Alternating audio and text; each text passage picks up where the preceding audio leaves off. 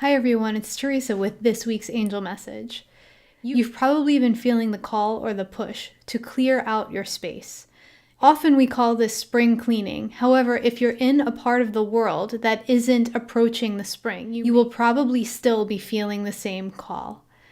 When I checked in with the angels this morning about what they wanted to speak with us about today, this is what came up: spring cleaning. Our internal environment is reflected exactly by our external environment. So if we're living in a place where we're cluttered and there's a lot of things in our space that we no longer use or that no longer serve us, you can be guaranteed that your internal environment looks the exact same way. There's probably a lot of energy that no longer serves you, yet you're holding on to for some reason, maybe thinking it will serve you one day. So the angels want us to really recognize that connection between internal space and external space and to trust the process here. They want us to know that when we hang on to objects that are not serving us anymore, even if they've served us in the past, we are inhibiting those objects from living their own life purpose. For light workers, one of our major questions we are constantly asking the angels, we're constantly asking our guides, the divine, and each other is, what's my life purpose? What do you think my life purpose is? So when we're holding objects or other things back from serving their own purpose, we are holding ourselves back from serving the purpose that we are here to serve. We're holding on to things that used to serve us in the past, thinking maybe they'll serve again, even though we know that we've moved on and we're interested in different things now. And so that's exactly what's happening on the internal level as well. We hang on to relationships, we hang on to objects that no longer serve us, and deep down we know they're not serving us anymore, but we're hanging on to them because they were so good once, we loved being with them once, we loved using them once, and maybe someday in the future we can make those things fit again. And that's not the case because we are totally different people now. And if those things are meant to fit us again in the future, they'll come back in a new way. The most interesting part for me was when I said to the angels, okay, let me pick a card that represents the connection here for us. It's not just about cleaning. What is it really about? The angels chose the ascension card. And I found that so powerful because when we hold on to objects, when we hold on to relationships and energies that no longer serve us in the way they once did, we are preventing our own ascension. Even if it's in the smallest possible way, we're holding ourselves back. So if you think for a moment about that basketball that's been sitting in your closet for 5 years that you haven't touched except to move it out of the closet to get something else and back into the closet, that basketball's life purpose is actually to play the game of basketball. You are actually holding that ball back from living its purpose by keeping it pent up in your closet. So if you release the ball, if you're ready and willing to release that ball to somebody else who will use it, who will allow it to serve its purpose by playing the game of basketball with it, then you are once again freeing it to serve its purpose. It doesn't matter if you sell it or if you give it away or how you handle it.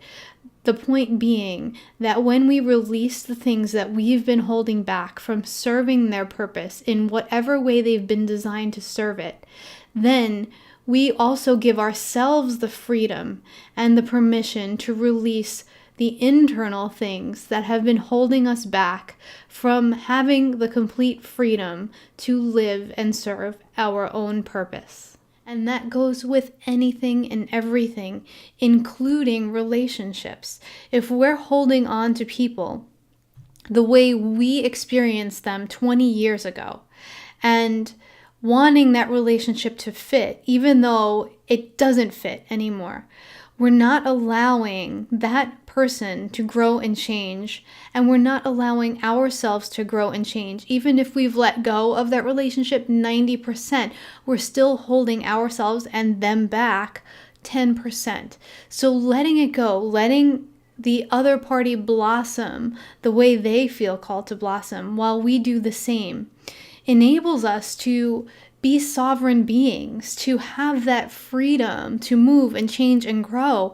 And then we have the freedom also to come back, if that's what will serve the highest and best, and reconnect in a brand new way. I actually saw this with some people this past year who were really good friends, and they said that they were becoming too much alike. There was too much enmeshment there. So they just didn't talk. They kind of broke apart in a loving way for a determined amount of time. And when they came back together, they actually discussed the whole process and what they had learned and how they had grown.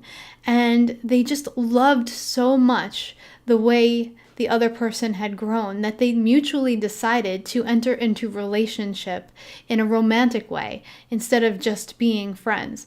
So that relationship was able to come back together and grow and evolve in a way that it wouldn't have if both parties weren't willing to walk through the fear and let it go. So this is what the angels are talking to us about this week. They're saying we hold on to a lot of things because of fear. And if you trace all of the reasons down to why, it comes back to fear. If we let go of that basketball, what if we can't find a basketball like it in the future if we want one?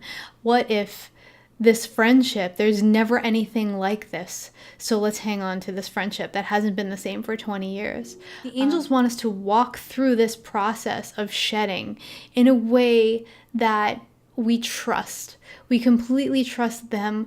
We completely trust the divine. We completely trust our own process of knowing that when we release objects, when we release situations and people, more aligned things can then come into our lives. One of my favorite things the angels say over and over to me is that if both of my arms are full of stuff, I have no way of holding all of the things they're handing to me. So I have to continuously open my arms and release the stuff.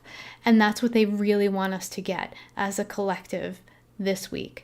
It's time for us to do spring cleaning and to do it from a place where we realize how our external environment and internal environments are wired together and reflective of each other.